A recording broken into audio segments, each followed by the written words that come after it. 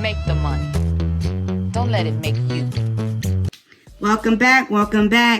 I am here to give you an update on the EIDL because I know some of you still have lots and lots of questions.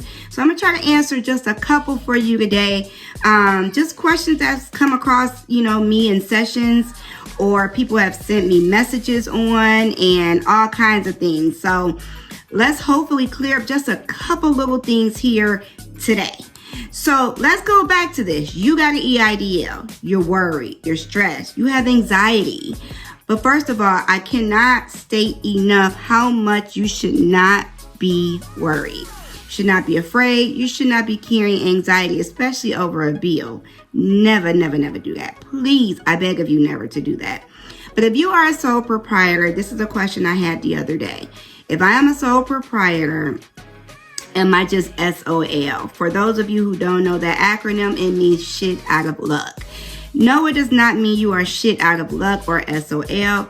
What it means is that the SBA has a higher rate of tendency to collect from you personally.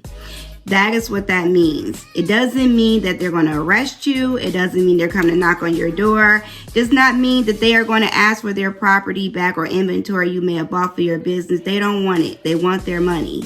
But what if you don't pay, right? That's the burning question. I'm not paying. How do I get out of this? If you don't pay, there's a good chance, because the SBA is so unorganized right now and so behind on things, a lot of these debts are honestly being charged off. What does charged off mean? It means that the company, SBA, has written it off as a bad debt. Does that mean they will never come after you again? No. I highly recommend you check your state laws to see when time barred is for your state. Just Google time barred debt. It will tell you the maximum amount of time a collector can come after you for a old debt. Once that time is passed, legally they cannot collect from you. Okay, so keep those dates in mind.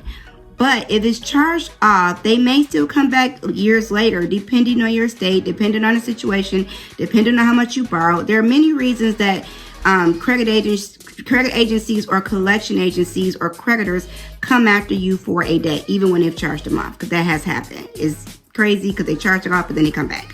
Don't worry about it.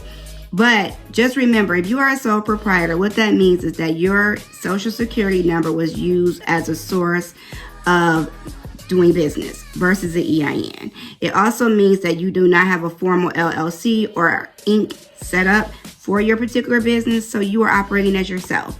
There's no benefits to being a sole proprietor. I can't say it enough. I've said it a million times. Get an LLC or an Inc. The other question is will they want my property back? No, they do not want the property back. Meaning, if you bought cars, if you bought TVs, if you bought clothes, do they want that stuff back? Hell no. They want their money. They do not care about what you spent the money on. But there is a major but. If you signed as a personal guarantee and you had to list your assets as a means of getting that loan, they can come after your assets in that instance. Not in the instance of under $200,000, but if you borrowed over $200,000 and you were a personal guarantee, there's a good chance that if they decide to move forward with collection, they can come after your assets because those were actually used as a means of collateral for that debt. Does it appear in your credit? If you actually got the loan in your EIN business, and you were not a personal guarantee under $200,000, meaning only, there's no chance they're going to put on your personal credit. We have not seen that yet. Not to say they won't slice up some new crap later, but honestly, when you signed those loan documents, you did not sign as a personal guarantee. You signed as an authorized person for your business, meaning you are not personally required to pay that loan back. Your business is responsible for that debt. Therefore, you are not legally, personally obligated to pay that debt back. I want you to really keep that in mind. Hear what I'm saying. You signed under your business owes the debt, not you. Keep that in mind. Those are the magic words. You do not owe the debt. Your business owes the debt. Do not let anyone tell you anything different. That is how this works. If you borrowed under $200,000, you were not a personal guarantee on these loans. The SBA was so unorganized. They were so out of sorts when COVID happened. They did not put a lot of things in place that they would typically put in place for a loan of these types of sizes. But because they were in the move of trying to help people get, financially stable, they missed a lot of steps. And unfortunately, they're paying for it because a lot of these debts are not going paid. The SBA right now is understaffed, they are overwhelmed, and they are disorganized. Therefore, a lot of these debts are not even showing up on personal credit. Now, magic question, will it show up on your personal credit? Yes, if you have signed as a personal guarantee for over $200,000. You sign saying that you will personally pay this debt back if my business does not. So in those instances, I have seen it go on the credit report.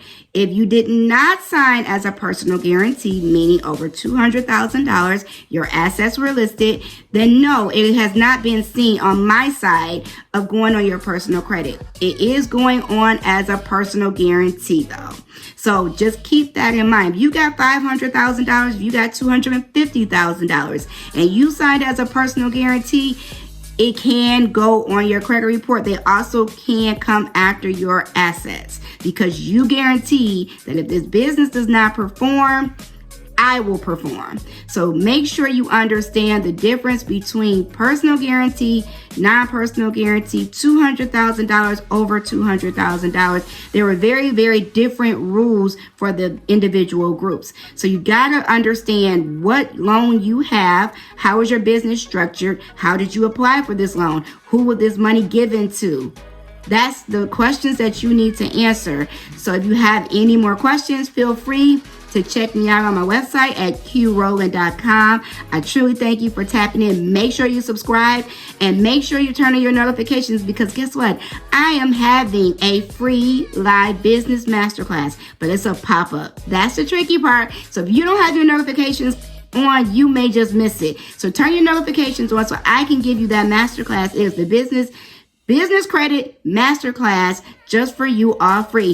If you have any more questions and need a one-on-one with me, your girl Q, go on my website, qrowland.com, sign up for a 1-hour strategy session, or if you need ongoing business coaching, you can sign up for that service as well. I thank you for tapping in with me, and I will see you soon. Make sure to leave me any questions or comments because that's how I get to answer your questions. Make the money. Don't let the money make you.